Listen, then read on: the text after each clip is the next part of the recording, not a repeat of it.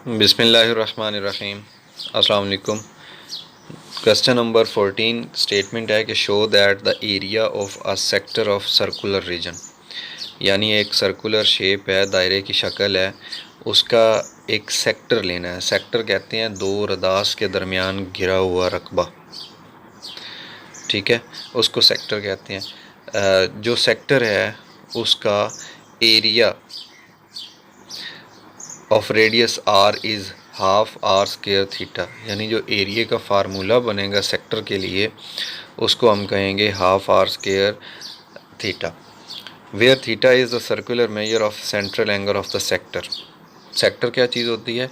दो रेडियस के दरमियान वाली जगह, दो रदास और एक कॉस या आर्क लेंथ से बनने वाली जो चीज़ होती है दायरे के अंदर, उसको बोलते हैं सेक्टर। ठीक है, एक छोटा सेक्टर होता है, एक बड़ा सेक्टर होता है। अब देखते हैं कि कैसे हम इस चीज़ को प्रूव करेंगे। इसमें हम रेशो को इस्तेमाल करेंगे, एरिया की रेशो एंगल की रेशो के साथ। बहुत ही आसान है, लेट्स सी कैसे होगा।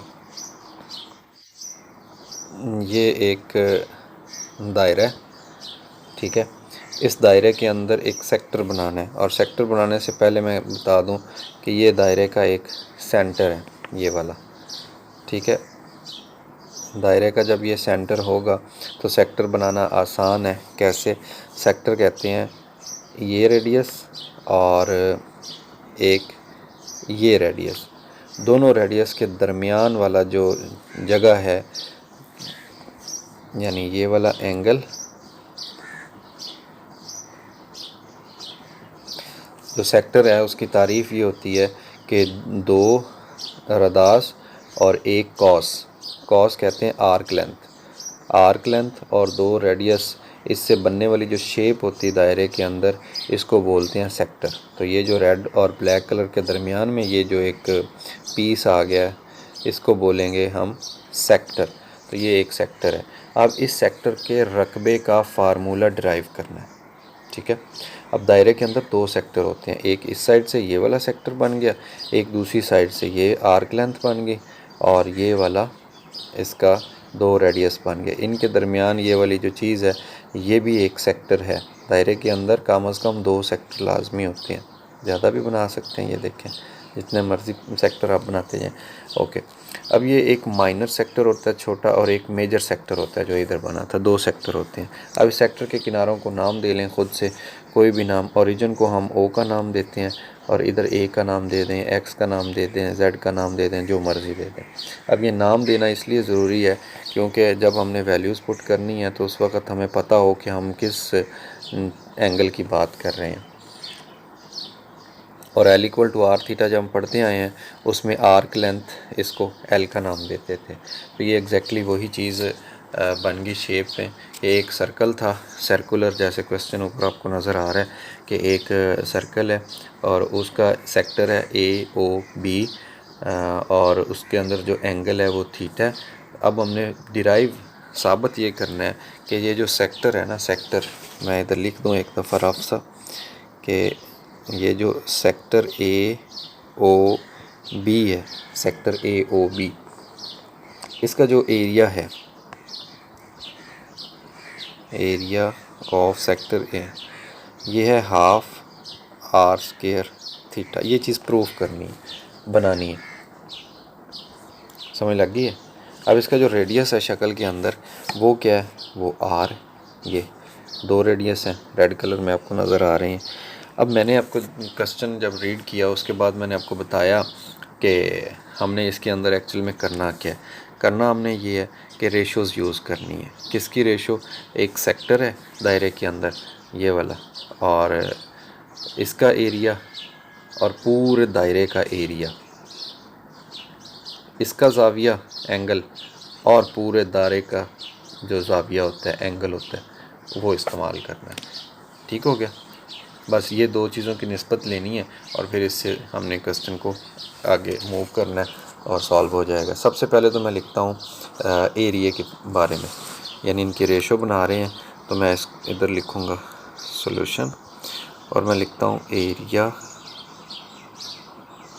ऑफ सेक्टर, और इसकी रेशो ले लेते हैं हम एरिया ऑफ सर्कल से।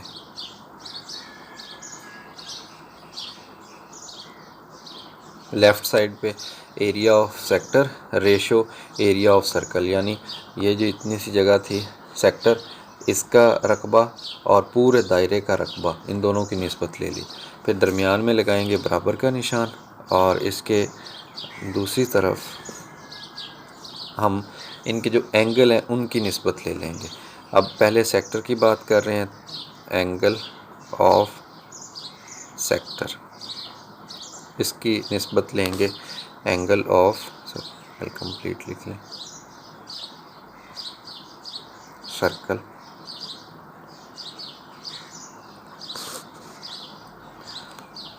गुड हो गया। अब ये जो निस्बत होती है, पहले वैल्यूज़ लगा देते हैं। निस्बत का मतलब तकसीम होता है उर्फ़ आम में, या इसको बटा बोलते हैं, कसर कहते हैं, फ्रैक्शन कहते हैं। तो पहले इनकी वैल्यूज़ लगा दें। एरिया ऑफ सेक्टर, ये तो हम मालूम करने जा रहे हैं ना, एरिया ऑफ सेक्टर, इसकी कीमत है ही नहीं हमारे पास अभी तक, इसको एज इट इज़ लिख लें। फिर उसके बाद ये वाली निस्बत ये आ गई और लिखा हुआ एरिया ऑफ सर्कल, यानी दायरे का रकबा। अब जो पूरा दायरा होता है, ये दायरा आपके सामने ये वाला, इस दायरे के रकबे का फार्मूला क्या होता है? Area of circle pi r square. जी बिल्कुल, पाई आर स्क्वायर होता है फार्मूला सर्कल के एरिया का, ये लिख दिया। फिर उसके बाद है जी बराबर का निशान, ये आ गया। और उसके बाद है एंगल ऑफ सेक्टर, यानी ये वाला जो हिस्सा है इसका एंगल, और इसके एंगल का नाम हमने थीटा रखा है, सो ये थीटा आ गया। दिस इज़ रेशो, ये आ गई। फिर उसके बाद है एंगल ऑफ सर्कल, पूरे दायरे का एंगल। अब दायरे के एंगल की बात करें तो ये 360 डिग्री होता है, ठीक है, पूरे दायरे का। लेकिन अगर पाई या रेडियन के अंदर देखें तो वो होता है 2 पाई रेडियन के अंदर 360 को 2 पाई बोला जाता है। ये आ गया 2 पाई। अब ये जो निस्बत होती है, क्योंकि ये फ्रैक्शन होती है जैसे मैंने आपको बताया, तो ये जो दरमियान में निस्बत का निशान है इसको हम बटा बोल देते हैं ऐसे। ये आ जाएगा ऊपर एरिया ऑफ सेक्टर, और ये फ्रैक्शन आ गई रेशो की जगह पे, और नीचे आ गया पाई आर स्क्वायर बराबर, ये थीटा ऊपर आ गया और ये फ्रैक्शन ये नीचे आ गया। अब कैंसिलेशन लॉ के ज़रिए हम डायरेक्टली दोनों साइड पे पाई के साथ कैंसिल हो रही है, इधर भी बटे के नीचे, यानी इधर भी ज़रब हो रही है 1/पाई, इधर भी 1/पाई, दोनों साइड से कैंसिल होगी। अब जो बाकी लेफ़्ट साइड पे रकम बच गई है वो सिर्फ आर स्क्वायर है। दोनों तरफ आर स्क्वायर से मल्टीप्लाई कर दें तो ये जो लें जी, दोनों साइड को हमने आर स्क्वायर से करना है मल्टीप्लाई, और इधर से ख़त्म हो जाएगा, इधर जस्ट रह जाएगा एरिया ऑफ सेक्टर।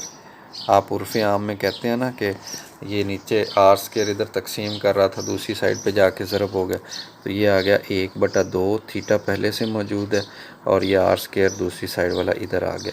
और इसको अगर थोड़ा सा अरेंज कर लें, ये हाफ आर स्क्वायर मैं पहले लिख देता हूँ और थीटा बाद में लिख देता हूँ, तो यही चीज़ हम प्रूफ करने चले थे।